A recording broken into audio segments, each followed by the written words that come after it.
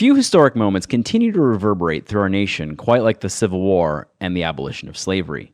But despite the way history lives on, there are some parts that will always be challenging for us to face as a nation.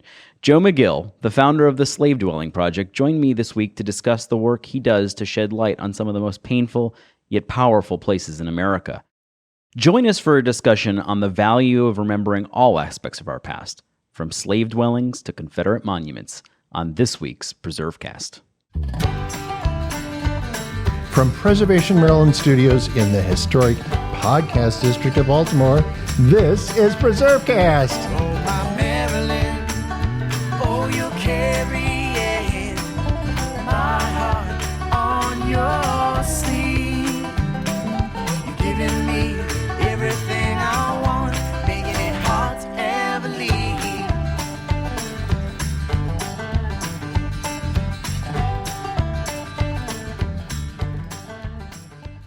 This is Nick Redding. You're listening to PreserveCast. We're joined today by Mr. Joseph McGill, who is a history consultant for Magnolia Plantation in Charleston, South Carolina, as well as the founder of the Slave Dwelling Project. Prior to this current position, Joe was a field officer with the National Trust for Historic Preservation, was the executive director of the African American Museum in Cedar Rapids, Iowa, was the director of history and culture at Penn Center, and has done a lot of different work with regard to historic preservation, but his current position really is something exciting and something we want to talk about, and really an important project, the Slave Dwelling Project. Joe, it's a pleasure to have you on PreserveCast today. Pleasure to have this opportunity to present. So we would love to know more about you. Your bio is dripping with different exciting and important historical experiences. How did you get into this? Why the love of history? Where did you grow up, and what was your path to preservation? I grew up in a very small town of Kingstree, South Carolina, Williamsburg County. And my gateway into history, at least my aha moment for loving history, was when I was in the military. I visited the home where Anne Frank hid from the Germans during World War II in Amsterdam. And from that point forward, I knew that places were important, especially preserving those places. Didn't really matter what the history was associated with those places, whether it's something to be happy about or sad about. Having the place in place is important to kind of jog that memory and know that it is important to preserve these places. So I apply that thinking process to preserving slave dwellings. I think that makes a lot of sense. And why don't you tell us a little bit about the Slave Dwelling Project itself? What is it that you're working on right now? What should people know about the Slave Dwelling Project if they don't know anything at all? The Slave Dwelling Project is a project that's very simple. It's a very simple concept of just finding historic places and spending the night in them. But in this case, these historic places are places that we normally don't think about because it is a sad part of our history that we tend to want to forget. It takes us out of that comfort zone. We as Americans, we are preservationists, and we preserve buildings. We preserve antebellum buildings, those buildings that were built prior to the Civil War. A lot of those places are associated with slavery, but we as preservationists, we as historians tend to want to preserve those places of the enslavers, not those who were enslaved. So this project identified those places wherever they are, and we asked the owners if we could spend the night in these spaces.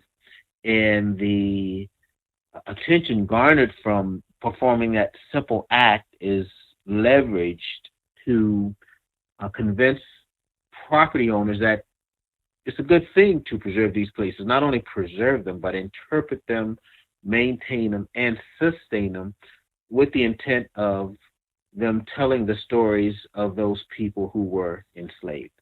So what you describe as the simple act of sleeping in a place really has had a very physical result. So there are examples, I guess, that you could point to where buildings that maybe were on a path towards not being preserved are now preserved.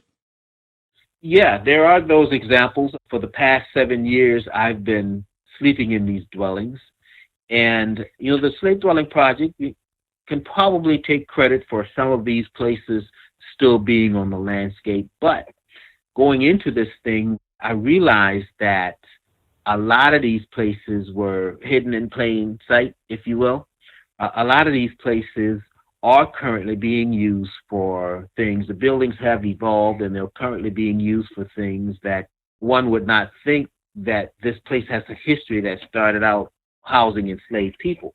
Some of these places are under various ownership. Some are privately owned. Some are owned by nonprofits. Some are museum ready and they serve as such. But because these places evolved, because they were in use long after slavery existed, these places are still with us. So, of course, our intent is to encourage these owners, these stewards of these places, to allow these places to help tell the stories of the enslaved, because some of the places are no longer on this earth because there was somebody in his past that didn't want it to be there. And some of those places are not here because they weren't built with the best material to start with, especially if they were intended for the field hands that worked on plantations. But some of these places were associated with the nice mansion, the big house, that still exists on some of these properties. And they are used as, for various things, garages and storage spaces and pool houses and rental spaces and offices. Our desire is that not only should they be used as such, these places should be allowed to evolve. I have no problem with the things that some of these places are used for. I just have a problem when there are folks out there that refuse to tell the true history associated with these places. So what do you say to someone who says that, well, this is a really uncomfortable piece of our history and we shouldn't focus on it? Your response to that seems to be the exact opposite. Is that right? Yeah, it has to be the exact opposite. And if it's not the exact opposite, we're going to get into the situation that we're now currently in with the Confederate monuments. Yeah, those monuments are offensive to some, but I don't think there should be a total eradication as we have been doing. There's folks under the cover of darkness taking down these monuments without a full discourse, on the subject matter. Just as these Confederate monuments portray a sad part of our history that some don't want to deal with. So the slave dwellings, that's a part of our history that some don't want to deal with, but I don't want them to go away. I want them to be there for us to remember. We as a nation, we're a great nation, yes, but we had some flaws along the way.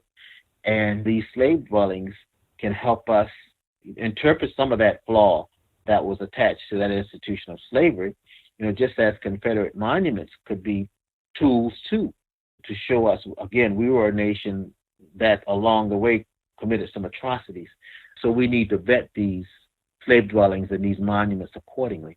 Yeah, and it seems like the slave dwellings, I think largely the preservation community agrees, yeah, there's no question these have to be preserved and they have to stay, and they're sort of rooted in the landscape and they're important reminders of our country and where we were. There is not total agreement on the Confederate monument issue.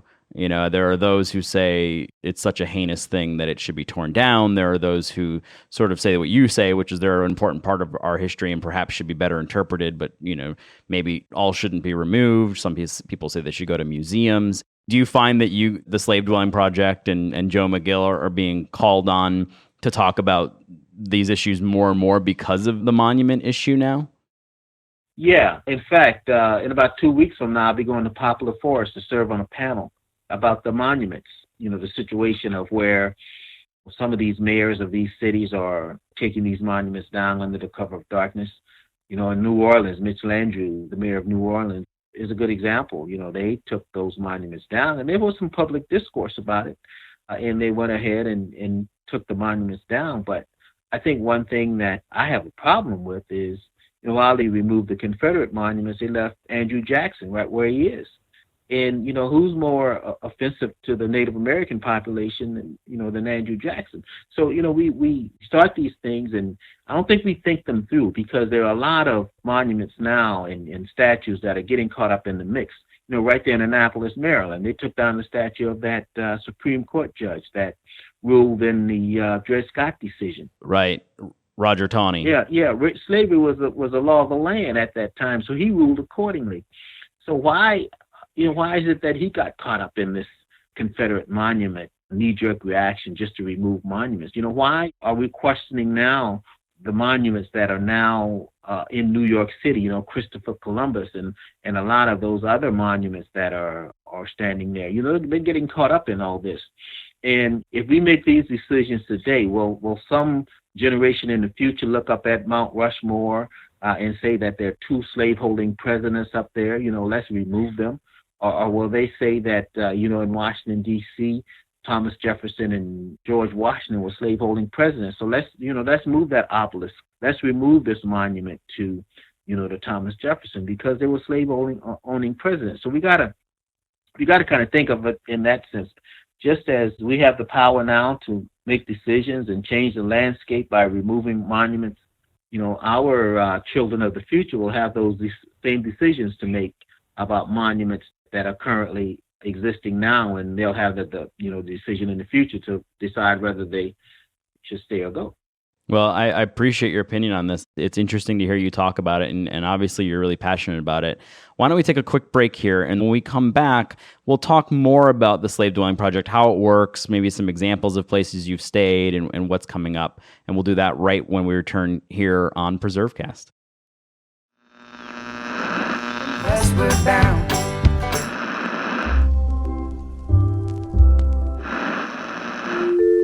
Preservation Q&A.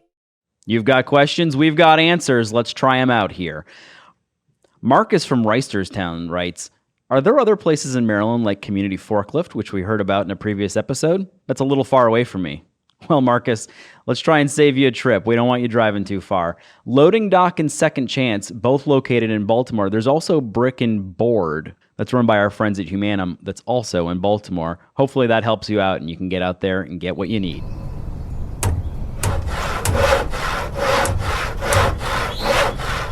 Mary Beth from Virginia wrote in to ask another question. She was just listening to the episode about moving the Taco Bell and was wondering, what's the oldest restaurant in Maryland?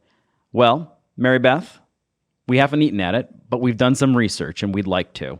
Stephen and I have taken a look at this and we found that Cotton Geats in Cumberland used to be the oldest operating family-owned restaurant in the state. They opened in 1880, but unfortunately, you missed them. They closed this year in January.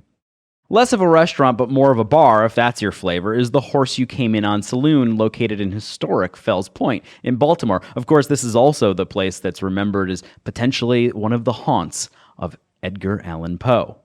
The building and the name go back to 1775, and it was open before, during, and after Prohibition. You figure that one out.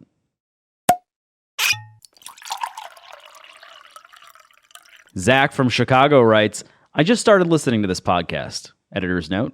Thanks, Zach. I've always liked history, but I'm just getting into understanding preservation. What does a site have to do to become a landmark? That's actually a really great question, Zach, and it depends on what you're talking about. The National Register of Historic Places is something that you get on by filing a form and doing your research through your state historic preservation office, which then gets passed on to the National Park Service. And you can file to become a national register. You could file to have an entire area, a district, created, or you could go for the big daddy of preservation, the National Historic Landmark designation, which is reserved for really the creme de la creme of historic places and sites. But there's also local landmarking processes, and in Chicago, of course, there is a local landmarking effort as well. So it depends on what you want to do, how you want to do it, and who you'd like to talk to. Gilbert from Walkersville writes in, can we please get a PreserveCast episode surrounding ghost stories or sightings, or maybe even unsolved mysteries in Maryland for Halloween October? Hold your horses, Gilbert. October is coming up, and without giving too much away, we might have something up our PreserveCast sleeve for you. Do you have questions? We may have answers. If at any point during this podcast you've thought of a question that you have for us or maybe one of our guests, we'd love to hear about it. You can send an email to podcast@presmd.org, and we'll try and answer it right here on the air on the next episode of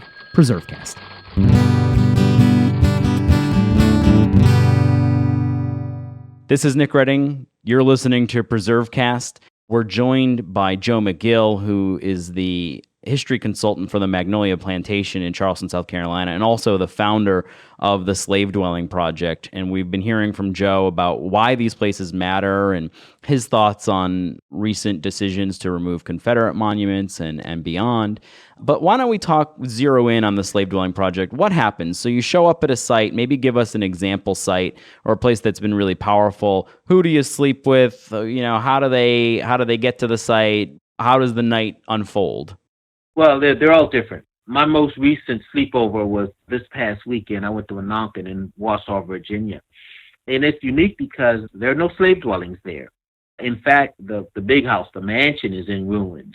But they're putting forth that effort to give access to the ruins through some very special means of placing plexiglass and a series of other items or ways to give the visiting public access to those ruins. We slept at the place where the slave dwellings would have been located on the property. We all pitched tents and we all slept there. A lot of these places, the original slave dwellings are there. So we sleep there in those spaces. We have spaces also like Monticello and Montpelier where the dwellings have been recreated. So we sleep in places like those also. Now, as far as getting the people to join me, I don't sleep in these places alone anymore. People do stand in line, and sometimes they take their numbers and, they wait their turn. That's how popular the program has gotten. It's more than just a sleepover. A part of the process is that, we have a conversation about slavery and the legacy that it has left on this nation. And these properties that give us access, they're the perfect setting to have those conversations. And the people that join us, the demographics, it's a wide spectrum. We get black, we get whites, we get seniors, we get youth. Some folks form themselves and they get an exclusive. Some groups are just a mixture of people who come together specifically for that purpose of coming to that place to have that conversation, to have that sleeping experience at this site. So it's the popularity of this program is increasing. So how many sites have you actually slept at? Have you kept track over, 7 years of this, and you're pretty busy. So, how often have you done this? Do you know the total number at this point? Yeah, as far as sites are concerned, we're approaching 100. We may have reached that number of 100 already. Now, as far as sleepovers, the number of sleepovers exceeds 100 because some of the places I've gone to twice, like Holly Springs, Mississippi. I think my longest tenure out of state is there. I think we've gone there 6 consecutive years. Now, as far as the site that I've slept at the most, it's the place I'm currently employed at on a part-time basis, Magnolia Plantation and Gardens. I've slept in the slave dwellings there 7 times. In October 7th and 8th, it's going to be 8 and 9 for that site. That site has allowed us to use it as a classroom as I want to do at a lot of these places. I want a lot of these dwellings to live and breathe. I want folks to come in and above and beyond having the opportunity to tour these places during the daytime. I want them to have that opportunity when the dust settles, when the cloud is gone away from these places. I want them to have that opportunity to come and interact with these spaces and get more in depth into the lives, the way of life of the enslaved on these properties. And the project now is giving folks those opportunities. And we're taking it to a new level. Last year, the South Carolina Humanities Council gave us a grant that allowed us to implement a program called Inalienable Rights, Living History Through the Enslaved, where living historians come in the night before we sleep in the slave dwellings, and we get up that next morning, we don our period outfits, and we have demonstrations, cooking demonstrations, blacksmithing demonstrations, and then we intersperse that with lectures and storytelling. And so you mentioned sort of you're taking it to the next level. What's next for the Slave Dwelling Project? Right now, from what I understand, correct me if I'm wrong, you're the individual who's staying overnight in all of these places. Do you think it'll go beyond Joe McGill and that there will be people maybe more people from the slave dwelling project, more staff, or people sort of organically doing this across the country? What's next? Well, right now I am that constant. There are some folks within the organization, some board members that have gone to other sites, and they have been that point person representing the slave dwelling project, carrying out our cohesive mission. Now, there are a few sites like Brattonsville that they have done this thing on their own. They interact with a descendant community, a descendant of the enslaved community, and they have done this thing without me. There are sites considering doing that. But what I recommend to sites is that if indeed they want to take on an idea, like this, at least bring us in for the first 1 to 3 years so that we can do it together, before they attempt to, try to do something similar on their own, because we can certainly, we've been at this thing. We know how it works. We know the potentials of success, and we know the potential of failure. We want to come in, we want to work with these sites, but eventually we want these sites to be able to do this thing on their own. Right. And to grow the movement of doing this, because it feels like the more people who are doing it, the better, because the conversations that you're talking about are important. And, you hear a lot of people nowadays say, well, we should have a discourse. We should have a discussion about these issues. And I sometimes wonder, like, well, where does that happen? And I feel like a discourse on race and slavery, what better place to do that than in one of these places that's rooted in that history with someone like yourself to lead that conversation. Yes, and you are correct. And every time we sleep in one of these places, we write blogs. Well, I say we, I write a blog, but I ask the participants to contribute to that blog. So if anyone were to go to the website, slavedwellingproject.org, they can pull up all those accounts of all the past stays. And not only can they read my thoughts, but they could read about those who contributed to the blog, because it's all there. And speaking of people getting more involved, here in Maryland, you've got a project coming up this fall in Dorchester County. What's going to be taking place there, and how can people get involved in that one? Yeah, Maryland is helping us taking this thing to the next level, because you will encounter our program, Inalienable Rights, Living History Through the Eyes of the Enslaved. It's going to be one of those rare times where we've taken it out of the state and, bringing it to where the people are. And we want to try to do more than that. So in Dorchester County, Maryland, I think the second weekend in Dorchester County, Maryland, we'll be traveling there and visiting some sites associated with Harriet Tubman. And that will be a time that is available for others to come and join us. Now, just last week, I was at St. Mary's College in Maryland to do an event there. So this project has touched Maryland quite often. Charterley Plantation is another site where we've spent them. And what about, we talked a lot about the South, but there is a legacy of slavery in the North, particularly prior to the Revolution. Have you been north of the Mason-Dixon? Yes, I have. 19 states so far in the portfolio. 7 of those states have been northern states. Wow. I usually get the most pushback when I talk about this project from northerners, because they certainly are aware of all that went down in the South that's associated with slavery. Of course, slavery in the South lasted a lot longer than it did in the North, but it did happen in the North. And we also have to think about when, after the Revolution, those northern states started to abolish slavery. We got to still factor in the complicity involved, the fact that they still own the insurance companies, the banks, the ships. They were building the ships in those northern states. And they had the factories that were adding value to the cotton that was picked in the South. So we still have to factor all that in when we think about the involvement of those northern states in that institution of slavery. Right. There's definitely a legacy there to tell as well. Well, Joe, it's been a pleasure. If people want to get in touch with you or they want to learn more about the Slave Dwelling Project, where would you send them? I would send them to the website, slavedwellingproject.org. But the project is most active on Facebook, the Slave Dwelling Project. Okay. And for the younger minds, there's also Instagram and Twitter. Okay, perfect. And we don't let anyone leave PreserveCast without answering the most difficult question for any preservationist, which is, what is your favorite historic building or place? And for a guy who's traveled to 19 states visiting places of extreme importance, this is probably even more difficult. But We ask the tough questions here, Joe. We want to know what your answer is.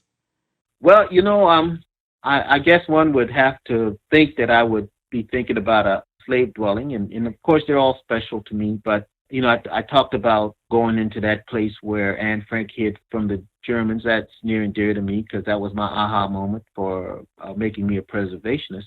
But I've also visited the Lorraine Motel in Memphis, Tennessee, and I think that's the place that made me so emotional. It made me, have to man up and, to step into that spot where this great man of Dr. Martin Luther King was, where his life was snuffed out. I think that's the spot that has done it for me the most, that's the one that stays with me the most. That has to be, on my very short list. And on that very short list, I right now it's vying for number one. Joe, it's been a pleasure. I hope to see you when you're up in Maryland. And thank you for all the good work that you're doing on a project of extreme importance. You're doing great work, and we appreciate it. Thank you. All right, you are welcome.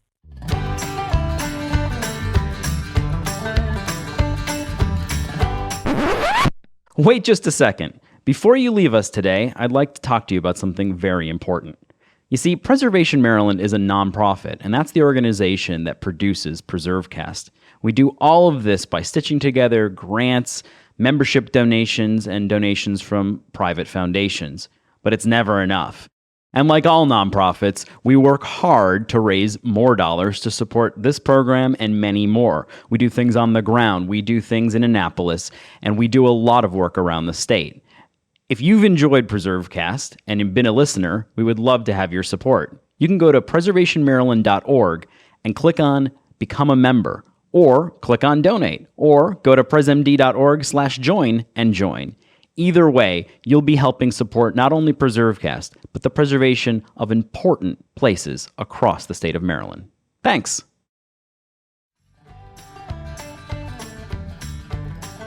You don't need to open a history book to find us. Available online from iTunes and the Google Play Store, as well as our website, presmd.org. This is PreserveCast. This podcast was developed under a grant from the National Center for Preservation Technology and Training, a unit of the National Park Service. Its contents are the sole responsibility of Preservation Maryland and the Maryland Milestones Heritage Area, and do not necessarily represent the official position or policies of the National Park Service or the National Center for Preservation Technology and Training. This week's episode was produced and engineered by Stephen Israel. Our executive producer is Aaron Markovich. Our theme music is performed by the band Pretty Gritty. You can learn more about them at their website, prettygrittymusic.com, on Facebook or on Twitter at PG_prettygritty. To learn more about Preservation Maryland or this week's guest, visit preservationmaryland.org. While there, you can check out our blog and learn about what's current in historic preservation. We're also on Facebook, Instagram, Flickr, and Twitter at PreservationMD. And of course, a very special thank you to our listeners. Keep preserving.